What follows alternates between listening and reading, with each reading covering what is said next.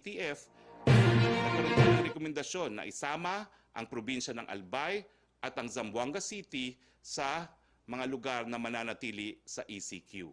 Nung huling meeting rin po, pinayagan po ang gobernador ng Albay na ilagay sa ECQ ang syudad ng Legazpi. Nasa na ho tayo dito sa laban natin sa COVID-19? Meron na po tayong 9,233 na mga kababayan nagkasakit ng COVID-19. Ang mabuting balita naman po, 1,214 ang gumaling sa sakit, halos doble po sa mga namatay na 600.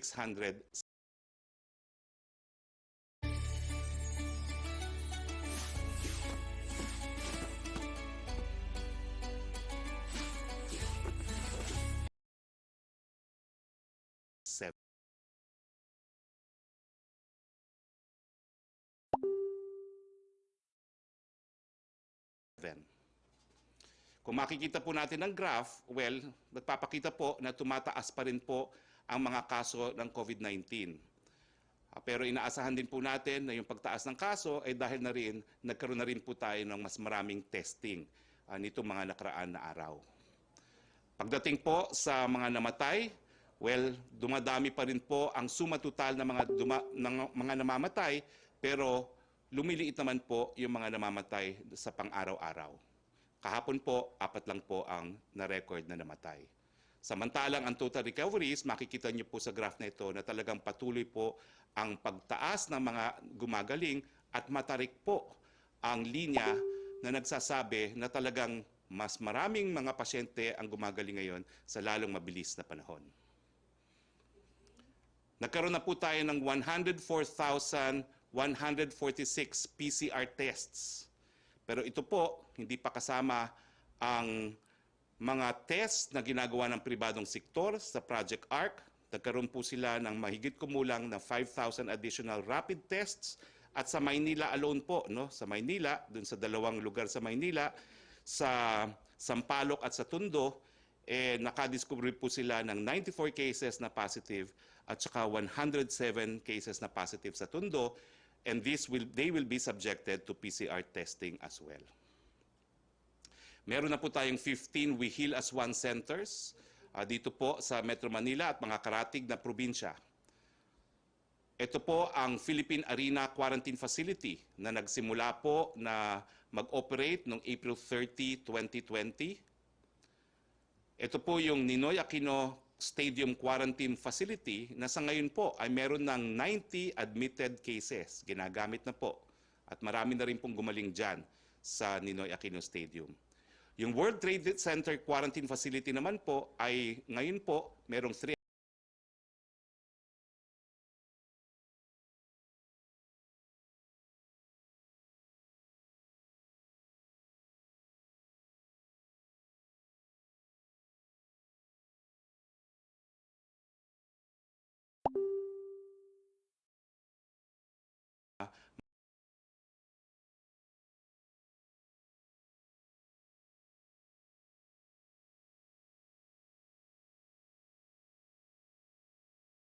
mag-operate noong April 30, 2020. Ito po yung Ninoy Aquino Stadium Quarantine Facility na sa ngayon po ay meron ng 90 admitted cases. Ginagamit na po.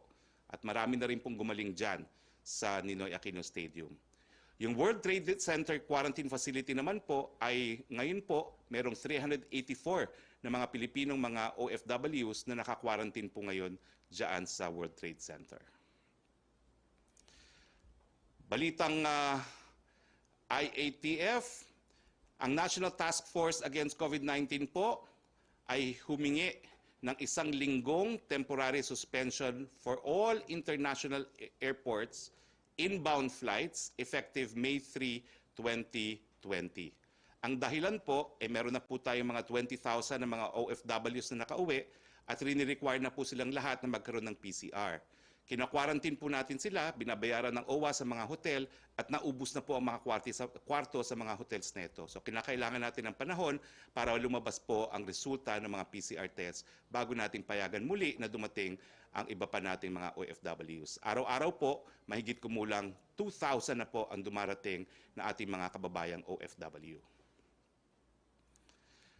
Balitang IATF din po, na-approve na po yung Resolution number 31, gaya na aking sinabi kanina, nagre-rekomenda po na mapasailalim pa sa ECQ ang probinsya ng Albay at ang siyudad ng Zamboanga, pero inaantay po natin ang approval ng ating presidente dito.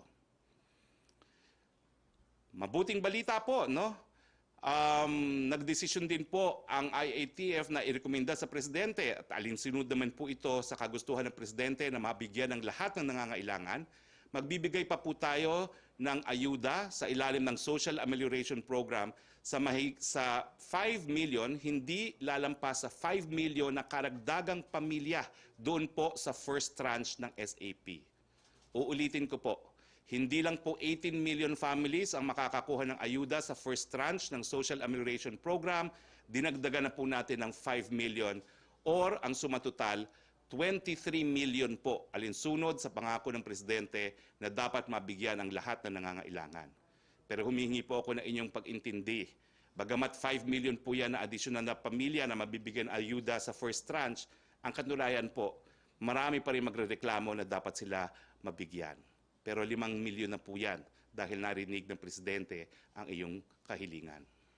Para sa second tranche po ng SAP, inirekomenda po sa Office of the President na bigyan pa rin ng ayuda yung mga lugar na nasa ilalim ng ECQ, pero ito po ay inaantay ang approval ng ating presidente. Now, balitang IATF din po, ang National Task Force COVID-19 Chief Implementer po ay nag-approve na yung request ng mga iba't ibang LGUs para po sa sweeper flights para po sa kanilang mga constituents. Ibig sabihin po, papayagan na lumipad, pauwi sa kanya-kanyang mga probinsya yung mga na-stranded sa iba't ibang mga lugar. Ito po ay provided na merong minimum health standards at provided din ang gastusin po dito ay sasagutin ng mga LGUs na nag-request.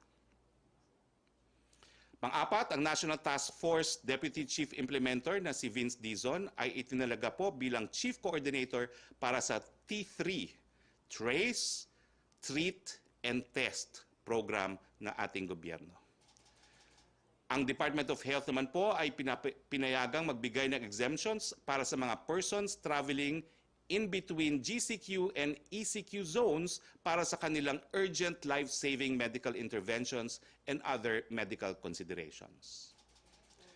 Isa namang malagang anunsyo po mula sa Department of Finance at Bureau of Internal Revenue. Dahil nga po sa mga areas na nasa ilalim pa ng ECQ, nag-issue po ang BIR ng Revenue Regulation number 11-2020. At ito po ay nag-extend ng deadline para doon sa unang-una, magfa-file ng annual income tax return for individuals earning purely compensation income. Ang naunang deadline po niyan ay April 15, dahil sa ECQ, ito po ay June 14, 2020. Yung deadline po para sa annual income tax return for individuals, including mixed income earners, estates, and trusts, ang original deadline, April 15, inusog po natin to July 14, 2020. Ang annual income tax return po for individuals earning income purely from business and profession, original deadline po ay April 15, 2020. Ngayon po ay July 14, 2020. Dito naman po tayo sa good news. Unang-una, nagkaroon po ng report ang prestigiyosyong magazine na The Economist.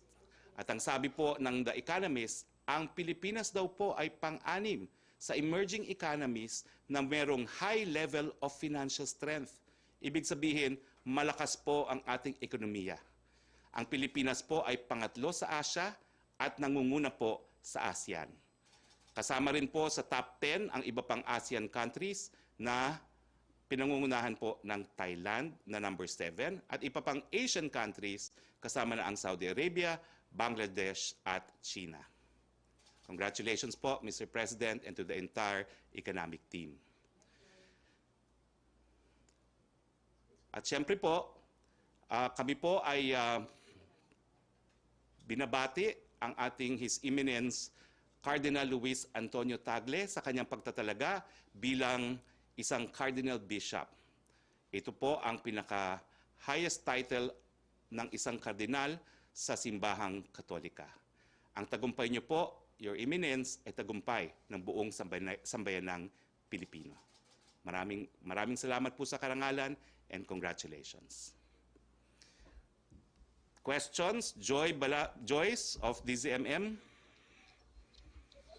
Yes, good afternoon po, Secretary.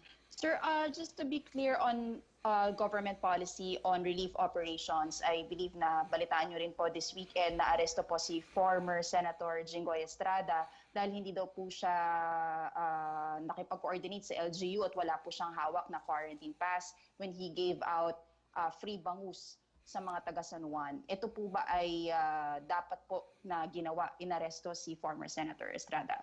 Alam niyo po, pinapaubaya na po namin yan sa mga nag-enforce ng ECQ dyan po sa San Juan. No? At ang balita ko naman po, ayon sa PNP, binigyan po ng stern warning si dating Senador Estrada. We leave it at that. At nakikiusap po kami, nakikiusap po kami doon sa nais magkawang gawa, makipag-coordinate po tayo sa LGUs dahil doon sa pagbibigay po ng ayuda sa ating mga kababayan, kinakailangan naman po magkaroon ng safeguards na hindi po magkumpul-kumpulan at magdagsain kayo ng mga taong bayan. No? Kinakailangan magkaroon ng mga hakbang para masigurado ang social distancing habang namimigay ng ayuda. Some are saying, Secretary, that this is an issue of politics in San Juan City. May panawagan po ba ang palas sa LGUs in terms of politics sa mga ganitong panahon na meron tayong kinakaharap na pandemic? Ang panawagan po ng Presidente sa buong sambayanan, isang tabi po muna natin ang politika habang nandito yung krisis sa COVID-19. Okay. Secretary, you mentioned may mga places nga po recommended for extension of ECQ. How about meron po bang places naman na dininay ang IATF para mapasailalim sa ECQ? Wala pa naman pong nadi-deny. Ang inaktuhan po ay yung merong mga pending requests.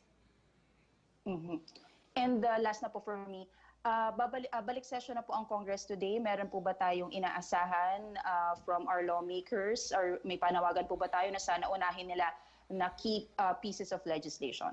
Well, umaasa naman po kami na talagang magiging kaagapay po ng Presidente ang ating mga kongresista at senador para magbigay ng tulong sa buong sambayanan sa panahon ng krisis na ito. Thank you so much, Secretary.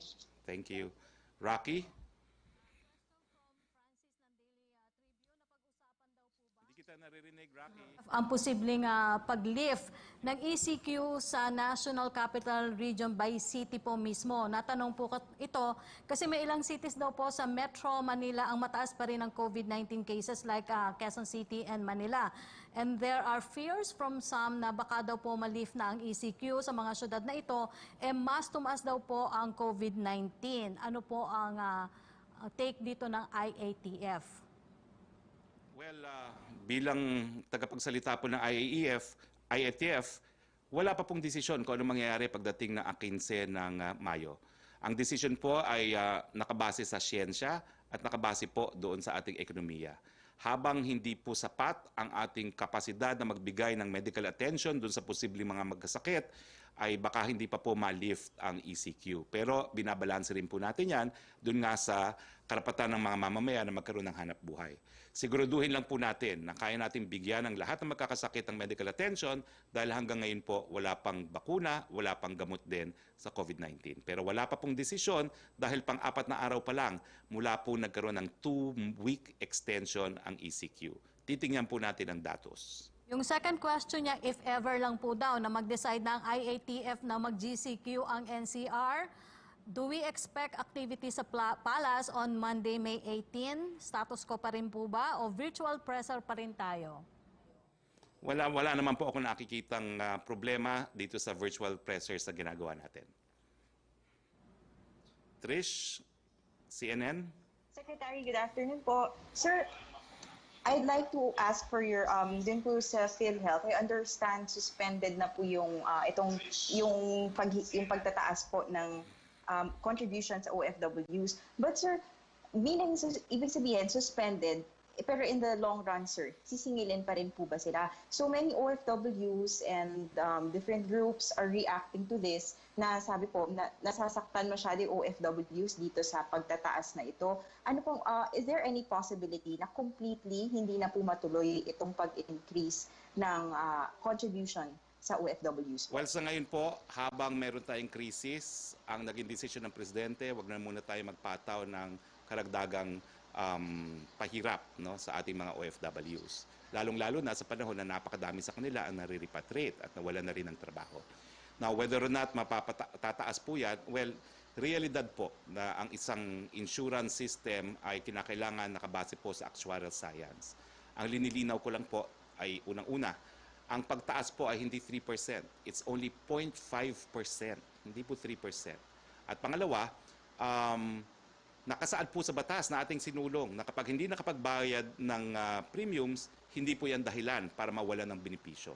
So kahit anong mangyari po, sagot po tayo ng Estado dahil alinsunod po ito sa obligasyon ng Estado na magbigay ng karapatan ng kalusugan sa lahat ng mamamayang Pilipino.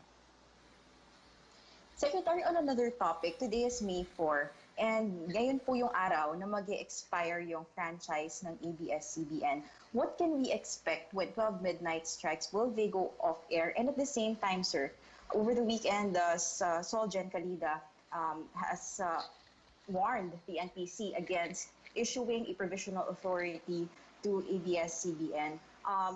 Is there any chance, sir, na mag-intervene ang Presidente to let or Malacanang to let ABS-CBN continue with its operations, considering, sir, that we are in a crisis and ABS-CBN and so as other media networks are also playing a very important role? Well, ang Solgen po ay isang alter ego ng ating Presidente at sumulat na nga siya sa National Telecommunications Commission. Itong bagay pong ito is a matter that must be dealt with by the NTC as a quasi-judicial body at aantayin po natin ang sagot ng National Telecoms Commission at ang Presidente naman po ipatutupad po kung ano magiging desisyon ng National Telecommunications Commission. So sir, kung halimbawa po ang scenario natin is hindi po makapagbigay ng provisional authority itong NTC, wala na pong ABS-CBN by tomorrow. Tama po ba? And at the same time, sir, sorry, 3 questions. Possible po ba or can the President, parang for this crisis lang, sir, suspend muna yung rules governing or surrounding yung regarding sa franchise ng ABS-CBN po? Meron po kasing batas na nagbibigay ng kapangyarihang magbigay ng kasagutan dito sa mga tanong mo sa National Telecoms Commission. So hahayaan po namin ng NTC magdesisyon. At kung ano man ang desisyon ng NTC, ipatutupad din po yan ng buong gobyerno. So ang desisyon po ay nasa NTC. Sir, sorry, very last na po talaga. I remember, President... Nahawa ka na kay Joseph Morong, ha?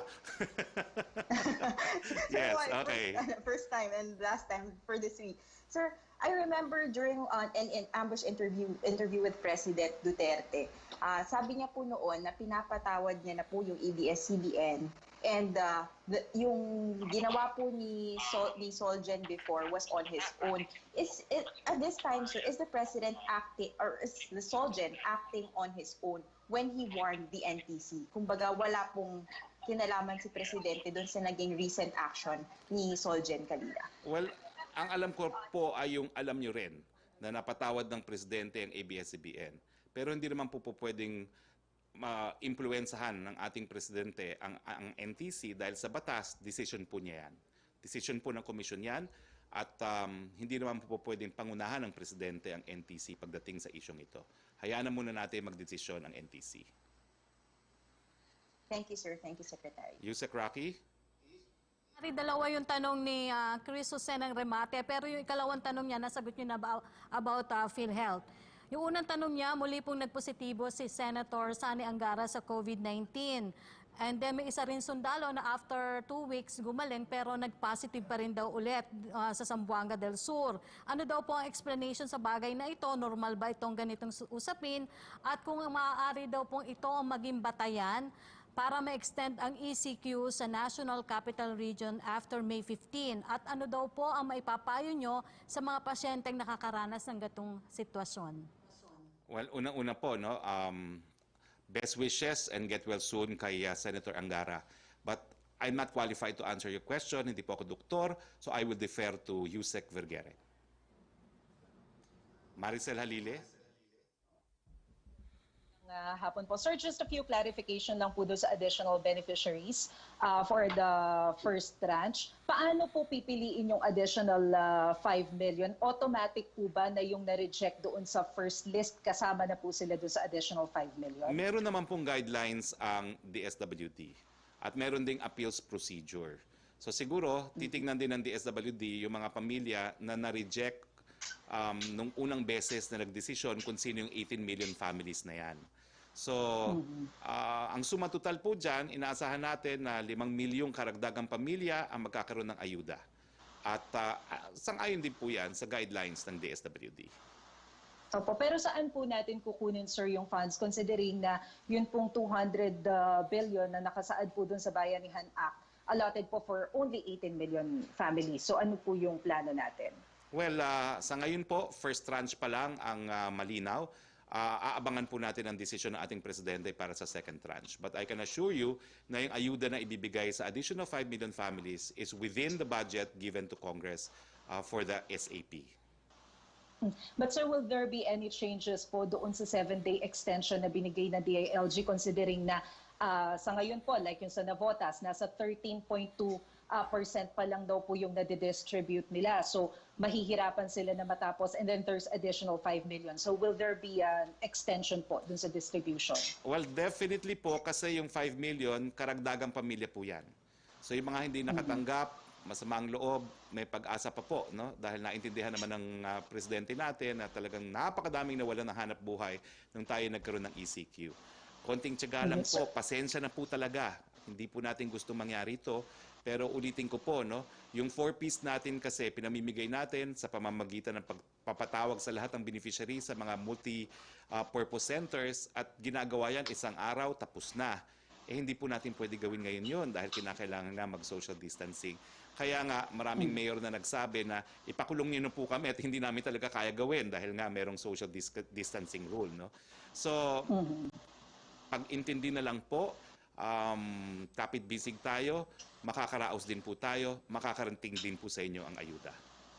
Sir, last na lang po, what will happen po doon sa second tranche ng amelioration? Will there be any delay considering po na merong additional for the first tranche? Well, number one, di pa po natin alam kung anong scheme na aaproba ng presidente. Ito namang 5 million additional families, alinsunod yun sa deklarasyon ng presidente na dapat lahat ng nangangailangan dapat mabigyan.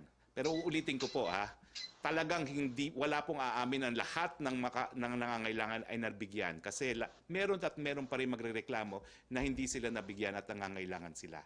Pero siyempre po, limited ang budget. Pero sa tingin ko, ang 5 million out of the original 18, napakalaking porsyento po yan in terms of additional families na makakatanggap ng ayuda.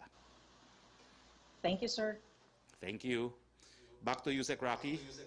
From Rose Novenario of Hataw, dalawa po ang tanong niya, pero yung second question niya, nasagot niyo na po about yung arrest kay former Senator Jinggoy Estrada. Ito po yung una niyang tanong. Makatwiran po ba na maging hostage ang isang OFW na kailangan magbayad ng mataas na PhilHealth premium bago ma-issuehan ng Overseas Employment Certificate habang ang matataas na opisyal ng PhilHealth ay tumatanggap ng mahigit 1 bilyong pisong bonus at benepisyo? Napanagot na po ba ang mga alleged tiwaling opisyal ng PhilHealth sa mga napaulat na anomalya gaya ng ghost patients at ghost dialysis? Nahirapan ako sumagot dyan, Rose, kasi para may conflict of interest ako bilang isang Hari Roque na nagsulong ng universal healthcare at Hari Roque na linalabanan yung korupsyon sa PhilHealth. Pero bilang spokesperson po ng presidente, ang masasabi ko lang po, inatasan po ng presidente ang PUEA at ang ng OWA na wag nang gawing requirement ang pagbayad ng PhilHealth para makuha yung overseas certificate, OEC, employment certificate. No? So, hindi na po kayo hostage, gaya ng sinabi mo. Pagdating doon po sa issue ng good government sa PhilHealth, ay hindi na po ako magkukomento dyan. In my personal capacity, ang sasabihin ko na lang po, zero tolerance po ang presidente sa korupsyon. Nakabinbin po sa Ombudsman ng mga kaso at inaasahan po natin na ang bagong liderato ng PhilHealth ay tignan naman at pag-aralan itong mga reklamong ito. Zero tolerance po ang Presidente Duterte sa PhilHealth. Ang korupsyon sa PhilHealth. Joseph Morong.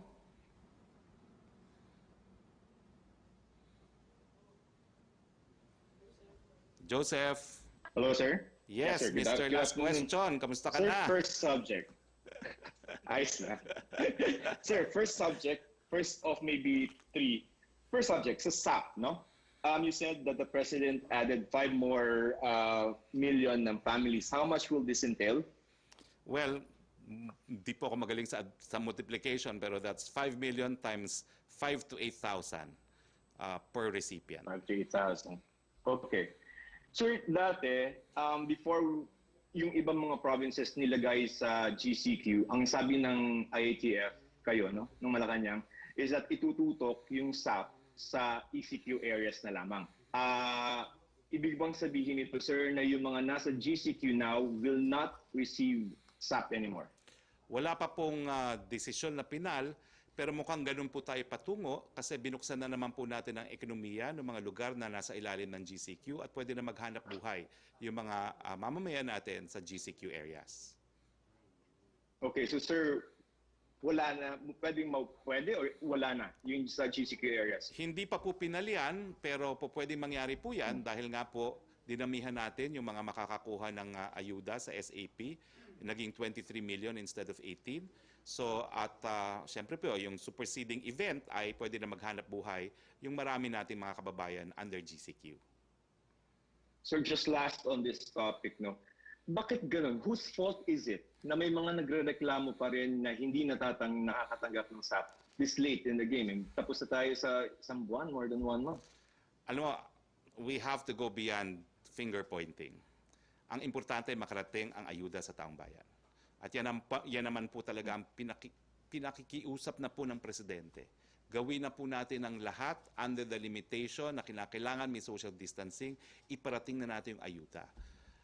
One consolation po is ang mga local government units naman talaga ay namigay din ng ayuda galing sa kanilang sariling mga budget. Pero hindi po yan sapat. So the President po is again appealing to all LGUs. It's a matter of life or death po. And that is how they should deal with this issue of distribution of the SAP. Alright. Sir, can I shift to GCQ, no? Si Secretary Anyo, kanina, he floated the idea na mukhang ang direction natin is as far as yung mga nasa ECQ areas, localized quarantine. Are you aware of this option? And can you elaborate what he meant since you're also in the meetings? As I said po, no, it all depends on science. And it also depends on economics. Kung kakayanin natin na isarado ang ekonomiya indefinitely hanggang magkaroon ng bakuna, bakit hindi? Hindi po natin kaya yon.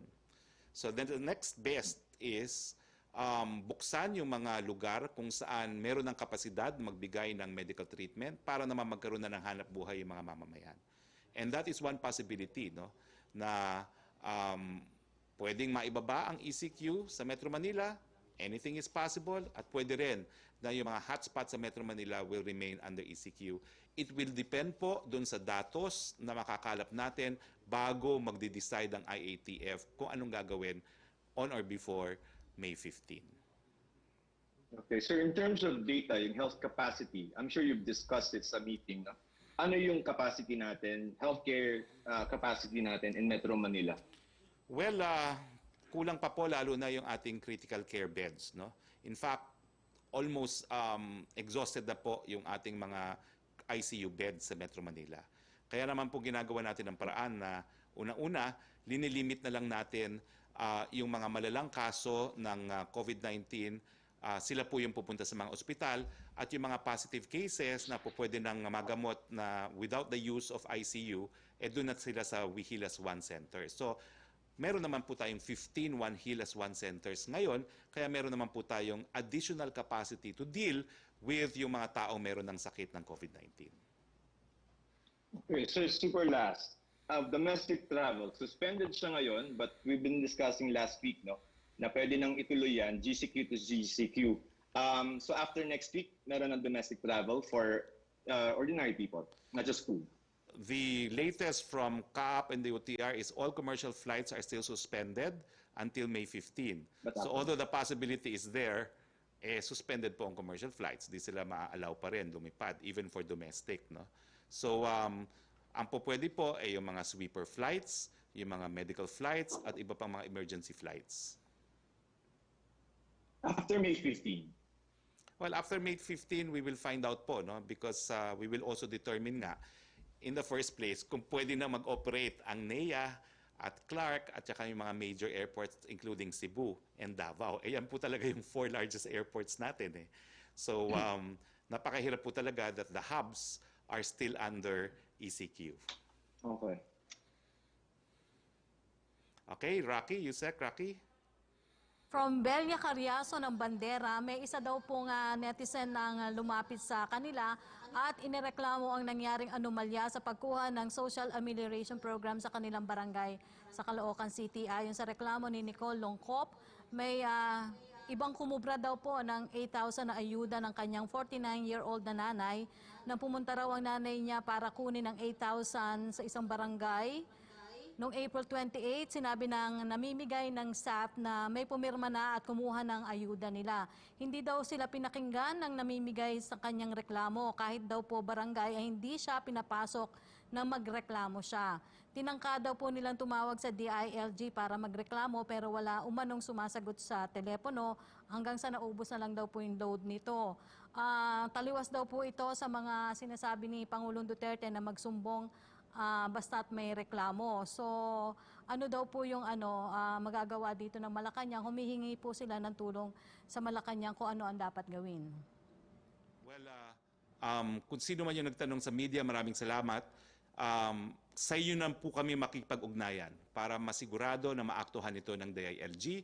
Pero sigurado po gagawa ng kaukulang hakbang ang DILG para parusahan kung sino pong gumawa nito. So sa amin na po kayo makipag-ugnayan kung hindi nyo may reach ang DILG, and we will make sure na magkakaroon po ng aksyon ng DILG. Pero hindi po yan kinukonsente ng ating presidente. From Eileen Taliping ng Abante Tonight, is there a chance for the left out of PWD, senior citizens and single parents to be included in the second list for SAP? Apparently, marami umanong hindi nakatanggap ng cash assistance na dapat sanang makatanggap pero hindi daw allegedly na isama sa listahan ng DSWD. Well, wag na natin pag-usapan ng second tranche. Ang sagot ay yes, yes, yes, yes, yes. Dahil meron na nga pong 5 million additional families na mabibigyan ng ayuda during the first tranche of SAP. From Jason ng FOCAP, Dr. Mingita Padilla, who was among those consulted by the government, has said that there appears to be an immense backlog in the number of cases being reported by the DOH, an estimated 8,000. She accused the DOH of lying. May we get the sentiments of the IATF about this? Siguro hindi naman po pag-sisinungaling yan. It's just siguro mas kinakailangan natin ng mas accurate reporting. Ngayon nga po, iba na ngayon ang reporting ng DOH. No? Rini-report nila yung total number of tests done, 121,283 tests done, pero nire-report na rin nila kung ilang individual, 107,000 individuals. Meron din pong proposal na, alam nyo, kaya rin tumataas yung figures ng mga new cases of COVID kasi nagsuswab tapos tumatagal ng 3 hanggang 4 na araw yung resulta. So pag nag-test ng positive, ire-record lang siya after makuha yung positive test. So isang rekomendasyon ay, pag nag-positive ang isang tao, i-record yung additional case na yon dun sa petsa kung saan siya kinuhanan ng swab para mas accurate. Nang hindi naman tayo nagugulanta na biglang tumaas yung figure. Yung pala, dahil lumabas lang yung results ng swab testing. No? So, yun lang po. No? At ito ang dahilan kung bakit tinalaga po si BCDA President Vince Dizon at buong buo naman po ang tiwala ng buong IATF at ng Presidente kay Vince Dizon para maging T3 SAR, Test, Trace, and Treat. Pagtiwalaan po natin si Ginoong Vince Dizon na dami pa niya ang testing capacity ng buong bayan, hindi lang po ng gobyerno, pati po ng pribadong sektor. From Pia Gutierrez, ABS-CBN, follow-up lang po about their franchise. What is Malacanang's stand on the issue? How do you see the threat given by the Office of the Solicitor General that they may be prosecuted under the Anti-Graft and Corrupt Practices Act if they issue PAs to ABS-CBN and ABS-CBN convergence despite DOJ opinion that there is basis to allow broadcast entities to continue operating while their bills for franchise renewal remain pending in Congress? Well, nasagot ko na po yan, pero I will say it in another way siguro. We will apply the exhaustion of administrative remedies. The matter po ay didesisyonan ng administrative agency which has specialized competence para magdesisyon sa mga bagay nito, which is the National Telecommunications Commission, and we defer to whatever ruling the NTC may have. From Angel Ronquillo and Joe Montemayor, may report daw po yung DILG, May 16, posibleng malagay na yung ibang lugar dito sa Metro Manila sa GCQ. May listahan ba tayo, Secretary? At kung yung iba naman daw po sa Quezon City na posibleng ituloy pa rin yung ECQ kung may listahan na rin po daw? Spekulasyon pa lang po yan. Pang-apat na araw pa lang ng 2 weeks extension, titignan po natin ang datos. Siyensya, ekonomiya, yan po ang titignan. From Janeline Kabiling na Manila Bulletin, will the Palace support Duque's, Secretary Duque's call to suspend PhilHealth premium hike for OFWs? Tsaka yung any appeal daw to PhilHealth to settle financial obligations to hospitals. USC Hospital has retrenched workers partly due to financial losses, including PhilHealth failure to pay 180 million obligation. Well, as I said earlier po, no, ang presidente na po ang nag-issue ng direktiba na itigil muna itong mga paratang o mga pabigat sa OFWs natin habang panahon po ng COVID-19. At yan naman po ay nagkaroon ng mabilisang aksyon ng ating kalihim ng kalusugan, no, at sinuspindi nga yung increased collection para sa PhilHealth. No. At uulitin ko po, hindi na po kinakailangan ipakita ang resibo na nagbayad ng PhilHealth para makakuha po ng Overseas Employment Certificate. Lilinawin ko lang po kanina, no, nung sinabi ko na bilang author ng Universal Healthcare, wala po sa batas yung ganitong pagsingil sa OFW. Yan po ay nasa IRR. At hindi man lang po ako naimbita dyan sa IRR na yan. So wala po tayong alam kung ano naging batayan nila sa pagsulat ng IRR na yan. Ganun pa man, ay suspendido na po yung provision ng IRR na nagpapataw ng mas mataas na PhilHealth premiums. Okay, Secretary Roque, yan po mga naging katanungan ng ating mga kasamahan sa Malacanang Press Corps. Okay, maraming salamat po sa inyong lahat. At as usual, mga kababayan, let's all keep safe and thank you, Yusek Roque. Okay. Maraming salamat, Presidential Spokesperson Harry Roque. Maraming salamat sa Malacanang Press Corps. Salamat din sa RTVM. Sa ngalan po ng People's Television Network, ako po si Roque Ignacio. Salamat po.